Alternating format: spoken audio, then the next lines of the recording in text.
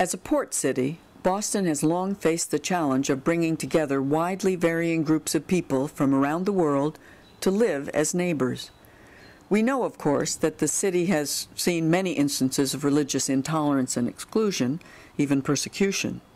From the time of the Puritans in the 17th century through the 19th century, there were periods of prejudice against Jews and Catholics. But today, Boston has become a thriving center for interfaith activity and is considered a model for U.S. communities. As a result of the 1965 Immigration and Nationality Act, which ended national origins quotas, Boston is now one of the most religiously diverse cities in the U.S.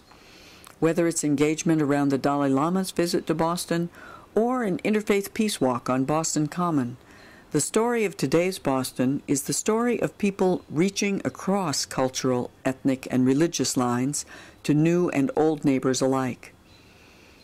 One of the characteristics of Boston's environment is its wide range of interfaith activities for both ordinary people and clergy. Daughters of Abraham, a women's book group formed in response to 9/11, brings Muslim, Christian, and Jewish women together to learn about their respective traditions. The idea was not to create an interfaith dialogue group, but to create an environment that was relaxed, hospitable, and comfortable for women to come together and get to know each other through the vehicle of the books that they would read together.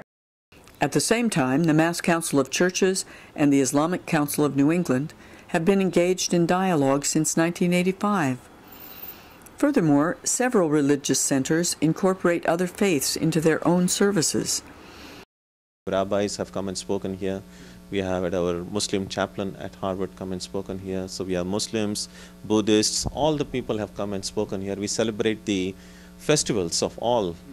So it's kind of a small pluralism, tiny pluralism project already going on.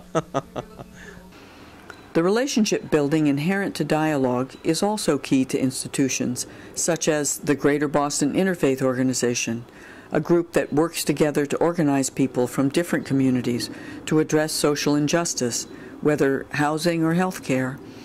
In the suburbs, groups like the Wayland Weston Interfaith Action Group focus on education, on mutual dialogue, and joint action. Boston's interfaith work has also been strongly influenced by its many academic institutions.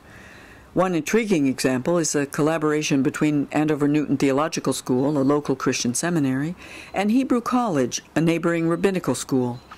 Today they share a campus, and faculty from each institution come together to teach courses that provide an interfaith perspective on a variety of topics. The multi-faith living and learning community at Wellesley College is one example of how interfaith engagement is affecting local campuses. In this space, students of many faiths make the choice to live together, creating a microcosm of a successful interfaith society. Organizations are also concerned with preparing the next generation of interfaith workers. In Sharon, Massachusetts, for example, Interfaith Action youth members planned and facilitated the 2009 Teenage Interfaith Diversity Education Conference for over 100 people. Despite the extensive work that's been done, difficulties remain. Differences of opinion on public issues are a reality, whether on gay marriage or the Israeli-Palestinian conflict. The long-standing controversy over the building of a mosque in the heart of Boston highlights the continuing challenge of understanding one another in a globalized climate where groups live together in close contact and world events have local repercussions. Nonetheless, the diversity and complexity of the interfaith movement in Boston suggests that its future is one of positive engagement and pluralism.